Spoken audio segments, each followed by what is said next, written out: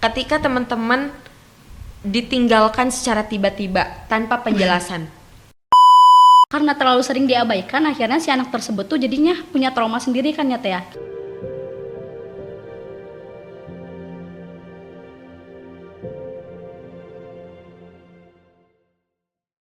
Oke, tapi Kak kalau ngebahas kesehatan mental sendiri nih, nah menurut Kak Tiana kesehatan mental tuh apa sih Kak? Karena mungkin teman-teman kayaknya punya persepsinya masing-masing ya. Betul. Jadi ya mari kita satu persepsikan coba.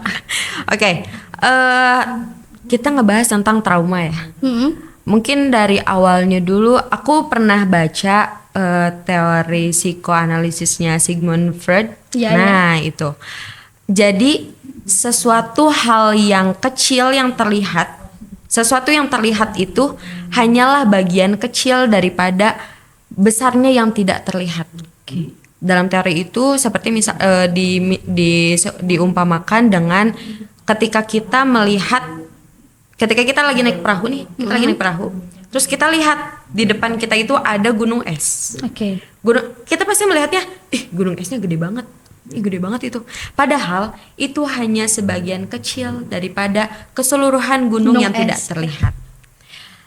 Artinya tindakan, perilaku, pikiran, kemudian perkataan kita hari ini atau bahasa kita hari ini itu hanya sebagian kecil yang terlihat dari akumulasi semua rasa sakit yang kita lewati di masa lalu. Jadi lebih besar yang tidak terlihatnya dibandingkan yang terlihatnya. Begitu. Nah, salah satunya itu adalah tadi trauma. Jadi trauma itu bisa muncul dari hal-hal yang kecil, bahkan mungkin dianggap biasa, dianggap wajar oleh sebagian orang.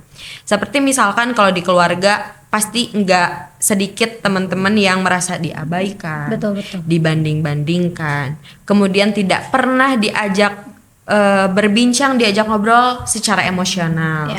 Itu juga bisa menjadi salah satu penyebab daripada trauma.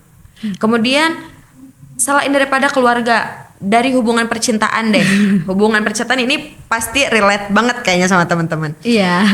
Semisal pernah pacaran sama orang yang manipulatif, toksik lah ya Kak hubungannya. Pernah terjebak dalam toxic relationship. Itu sudah pasti meninggalkan trauma di salah satunya. Atau bahkan di dua-duanya.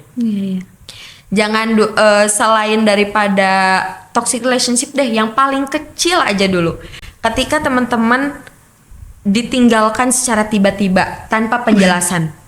Mungkin orang-orang merasanya ya udah sih tidak akan berdampak apapun. Padahal itu bisa menjadi salah satu penyebab daripada trauma juga. Iya, aku sepakat sih Kak. Apalagi kalau tadi sempat ngebahas sedikit ya terkait gimana sih orang tua itu berperilaku dalam rumah itu sendiri atau enggak parenting kali ya, kayak masuknya ke parenting kepada anak. Nah itu tuh bakalan berdampak mungkin gak sekarang, tapi nanti di kemudian hari setelah anak itu menyadari bahwasannya oh iya komunikasi di rumah tuh kurang banget ya, banyak hal-hal yang tidak diapresiasi. Pada akhirnya gitu di apa ya, di ruang lingkup terkecil aja. Jadi orang-orang yang kita udah percayai sekalipun dia tuh masih susah mengekspresikan diri dia.